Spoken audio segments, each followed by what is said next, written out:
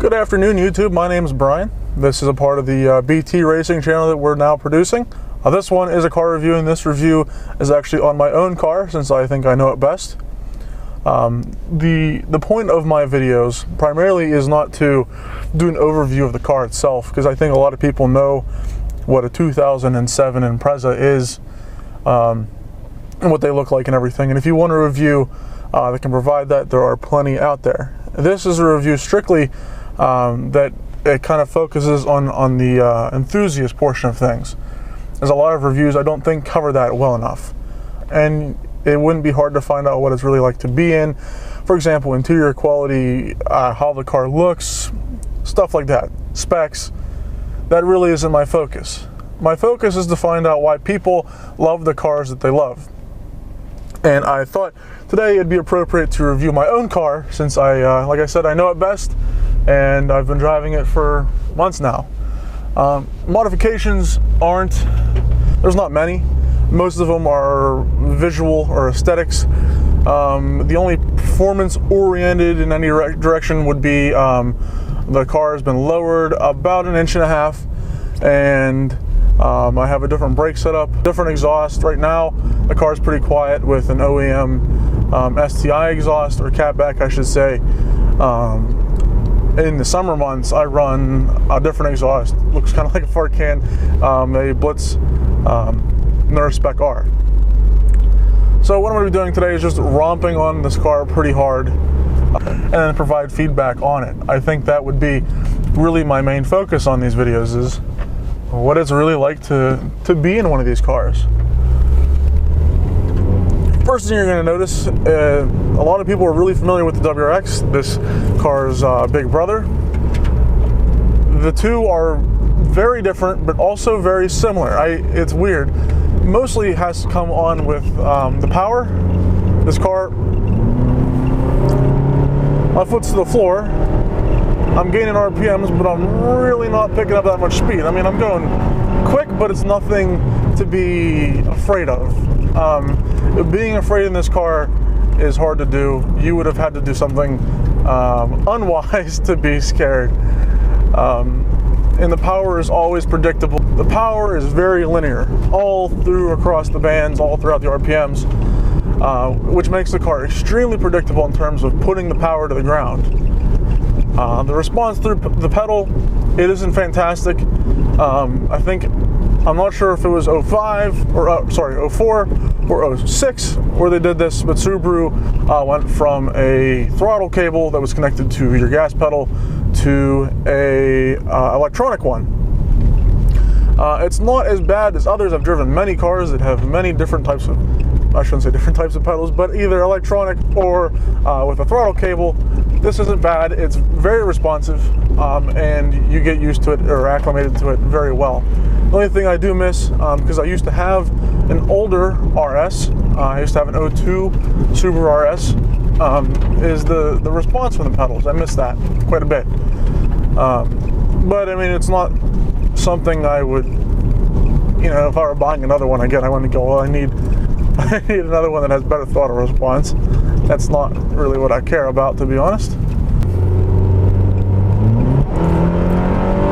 Really, it's not how this car goes fast in a straight line. In fact, this car can be walked on by pretty much anything you throw at it.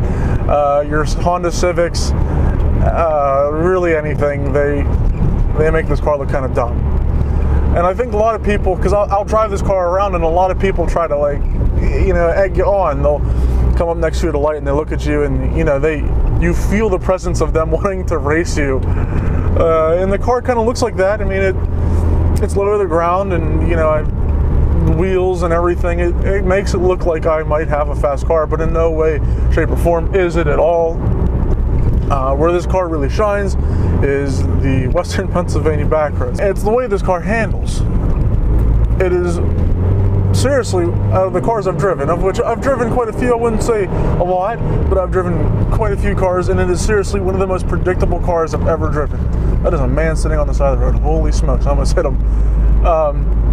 It's you understand the car. You know if you're pushing the car hard, and everyone who drives these cars, I think, understands that too.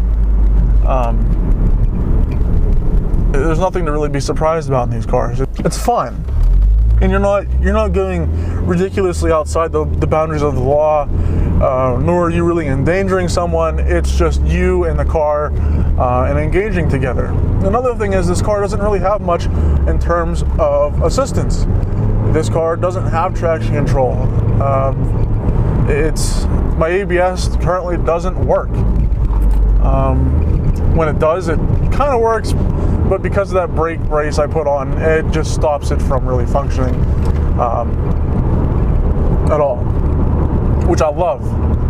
I hate getting into a car that has all kinds of assistance, and anytime you try to do something outside of boundaries, it tries to stop you. I hate that.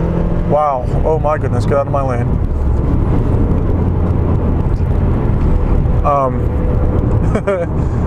I hate that.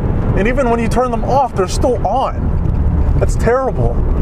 If I want it off, I want it off. I want it to be me in the machine. And that's another thing. This is kind of one of the last years where Subaru was really about that. This is where you saw Subaru in 2008 and going up.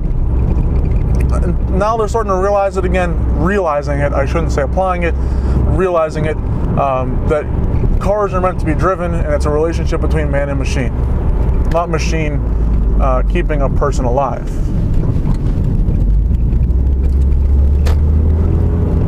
So this car is just a base model Impreza, or was, automatic, no turbo, your run-of-the-mill stuff, nothing crazy, nothing special.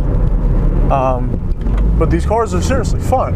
It's, the all-wheel drive system. I mean, I'm powering through this corner, and you can tell my front wheels just want to break loose because the car does have quite a bit of understeer.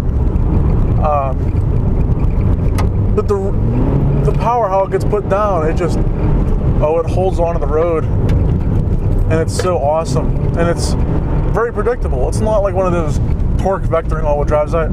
My parents both own cars that have like torque vectoring, and it's cool the way it puts down the power, but I wouldn't say it's the most predictable. Maybe after a while of getting used to it, you would. But it's always changing. How the power's being put down is changing, or being altered. Whereas this, I know I can feel out how the car is going to accelerate under whatever conditions at any given time, no matter what conditions I put it under. It's going to do the same thing. The computer isn't smart enough to know that, well, I'm sliding. Let's, apply brakes to one side or another, or cut power or push power a certain way. It isn't like that. It's not even like the STIs that have the center diff controls. None of that either. It's open diffs. Responsiveness, the car, I wouldn't say it's the most responsive. I shouldn't say that either. It's very responsive. If I want the car to turn on a dime, it will. Steering input, I think, is a little, you have to put too much steering effort into, not effort I should say, but the amount you have to turn the wheel to turn the car, I think, is a little too much. I wish Subaru would have just used the quick ratios they had in the higher performance models. In these cars, I don't think anyone would have cared. I don't know why they had to go out and put an entirely different rack. No, the steering weight in this car is actually decently heavy. My older RS was actually very light, whereas this one's pretty heavy. And I like that. It's not, you don't get tired of driving it. But it's enough to, I don't know, you can have fun with it. The brakes in this car from the factory are almost terrible. Seriously, you don't really feel confident with the brakes, as there's a whole lot of pedal travel until you actually start applying the brakes. And then once you start applying the brakes, there's not much force behind it. And many times I have glazed over my brakes or heated them up to the point where they're not grabbing as well as they have or should be, which is why I upgraded the brakes. I currently use centric rotors, Hawk HPS brake pads, and then a Grimspeed brake brace, which I wouldn't say that changes everything hugely, but it's enough that makes me feel more confident, especially the brake brace. Seriously, that's one of my most favorite modifications done to this car. It takes away a lot of that dead travel or a lot of the sponginess that Subaru has in their brake braces, and I honestly would recommend them to anyone who honestly has any type of Subaru, because all Subarus, besides like the new ones, are like that. And another YouTuber who did a review on an older, I believe it was a Bug-Eyed WRX, I can't remember, YouTuber, that dude in blue, put it pretty simple with these cars.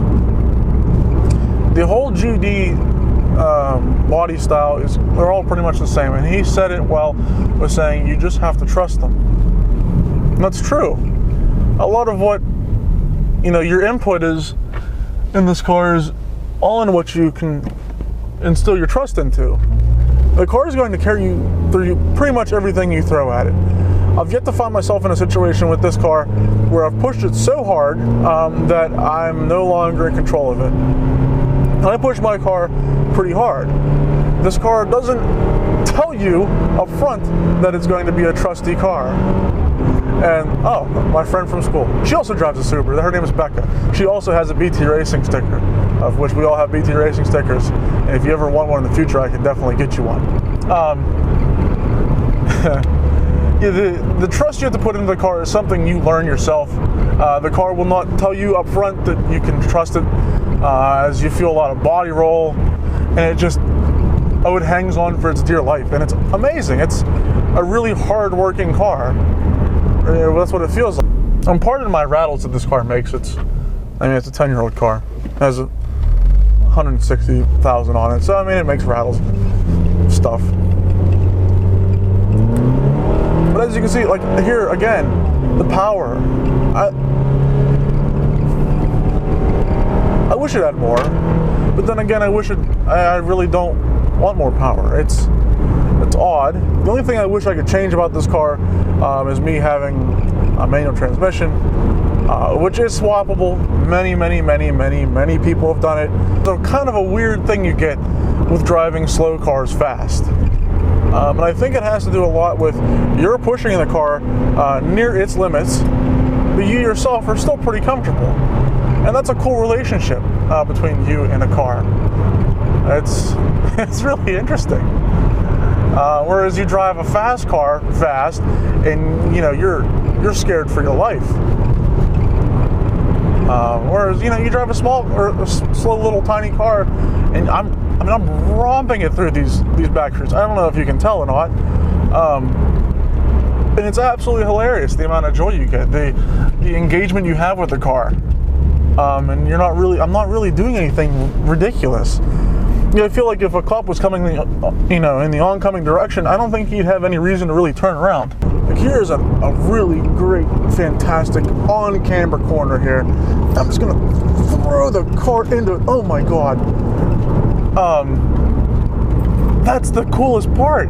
I would never trust half the cars I've ever driven doing that. I would no, never. I have a bunch of other friends who own Subarus, of which I'd like to review their cars as well. Like you saw, I don't know if you can even see her out of the corner of the frame, but her name is Becca. She drives another Impreza. I believe hers is the newer generation. I'm not exactly sure of what year. And Adam, he drives a newer WRX. I believe that's a 2009. My friend Sam has a 2003 WRX. So I'd like to review their cars as well. And provide some feedback on the differences between all of them, because despite how similar Subarus are, they're actually all pretty different to drive. And there's a huge cult following in the Subaru world. Something I think is absolutely awesome with being a Subaru owner. No matter what model you have, or modifications or no modifications or whatever, people still appreciate them. It's so fun. You look at my Instagram followers, or who the people I follow on Instagram, and half of them are people who own the same car as me. We're all connected. And whenever there's questions or whatever, or someone wants to update someone on modifications, those are some of the first people I go to. They're great resources. And even people that own WRXs. I can drive along any road, and someone who has, someone who's an enthusiast and owns a WRX will still wave at me regardless of me having a big old hood scoop up there or not. I think that's another awesome, another awesome thing.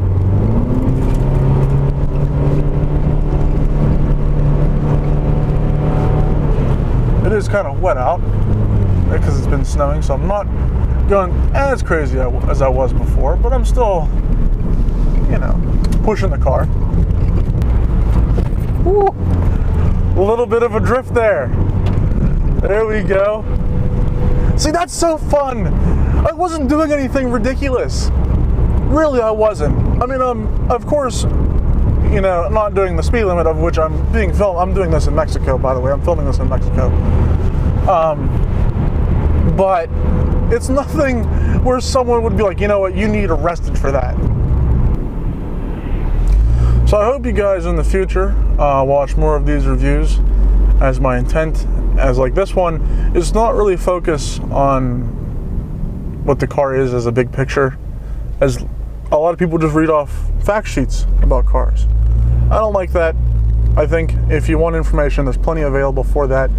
I'm here to provide opinions, mostly, and hopefully make them general enough where that anyone can understand them.